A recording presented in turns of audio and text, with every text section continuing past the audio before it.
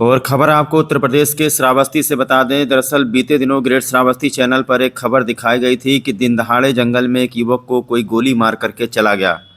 गोली उसके कनपटी और आंख पे लगी थी। फिर उसे भिनगा अस्पताल में भर्ती कराया गया था। उसके बाद में उसकी हालत को गंभीर देखते हुए लखनऊ ट्रामा सेंटर रिफ़र किया गया था, जहां पर इलाज के दौरान उसकी मौत हो गई। गोलीकांड की घटना के बारे में सुनते ही पुलिस महकमे में हड़कंप मच गया था। पुलिस और फॉरेंसिक की टीमें घटनास्थल पर जांच पड़ताल कर रही थी, तो वहीं मृतक के गांव से कुछ संदिग्धों को पूछताछ के लिए उठाया गया था।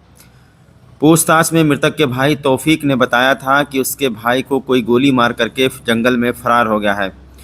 तौफीक ने पुलिस को बताया कि वो और उसका भाई जंगल में लकड़ी काटने के लिए गए थे। हमने भी उस वक्त अपने न्यूज़ में ये कहा था कि घटना बहुत ही संदिग्ध लग रही है, और अब पुलिस ने इस घटना का खुलासा कर दिया है। दरअसल मृतक के भाई ने पुलिस को गुमराह किया। ये लोग जंगल में लकड़ी काटने नहीं गए थे, बल्कि ये लोग भरी बंदूक लेकर जंगली हिरन का शिकार करने के लिए गए थे, जहां निशाना लगाते वक्त बंदूक की नाल पीछे से फट गई और गोली जुबेर के आंख और कनपटी पर लग गई। जुबेर जब गिर पड़ा, ज़मीन पर तड़पने लगा, उससे खून बहने लगा, तो इन शिकारियों की समझ में कुछ आया नहीं और इन लोगों ने योजना बनाई कि बंदूक छिपा देते हैं और पुलिस को बता देते हैं कि किसी ने गोली मार दी है। ये लोग डर गए कि पुलिस को क्या जवाब देंगे, कि बंदूक कहाँ से आया और कारतूस कहाँ से आया, ऊपर से जंगली जीव का शिकार। इन सारी चीज़ों को छिपाने के लिए सारा षड्यंत्र 3-4 लोगों ने मिल करके रचा था। एक कहावत आप लोगों ने सुनी होगी कि शिकारी खुद ही शिकार हो गया। बहरहाल मौत का अफसोस तो सबको है, लेकिन पुलिस को गुमराह करने पर सब लोग फंस गए।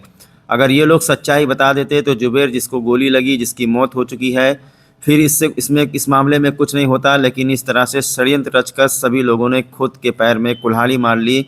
इसमें न सिर्फ पुलिस परेशान हुई, बल्कि घायल को तत्काल इलाज भी मुहैया नहीं हो पाई और जुबेर की मौत हो गई। जैसा मैंने आपको पहले बताया था कि 2 भाई जंगल में थे और पुलिस के शक की सुई दूसरे भाई पर घूम रही थी। जब पुलिस ने कड़ाई से पूछताछ किया तो दूसरे भाई ने सारा राज उगल दिया और उसने बताया जुबेर जिसकी मौत हुई है वो और तौफीक और इसके साथ में गांव के कुद्दूस पुत्र नियामत, गौस मोहम्मद पुत्र मेराज और जुमई पुत्र जुमई, इतने लोग मिलकर जंगल में हिरन का शिकार करने गए थे। बंदूक की नाल फटने के बाद इन लोगों ने बंदूक को जंगल में दूर ले जाकर के छिपा दिया। अभियुक्तों की निशानदेही पर पुलिस ने वो बंदूक भी बरामद कर लिया है, जिसकी नाल पीछे से फटी हुई है, तथा मुकदमे में धारा 307, 182/120, 201, 3/25 आर्म्स एक्ट, 9/39/52/51 वन्य जीव संरक्षण अधिनियम की बढ़ोतरी की गई है। इसमें एक अभियुक्त को गिरफ्तार भी कर लिया गया है। बाकी की गिरफ्तारी के लिए प्रयास किया जा रहा है। जिसको गिरफ्तार किया गया है उसका नाम कुद्दूस पुत्र नियामत है।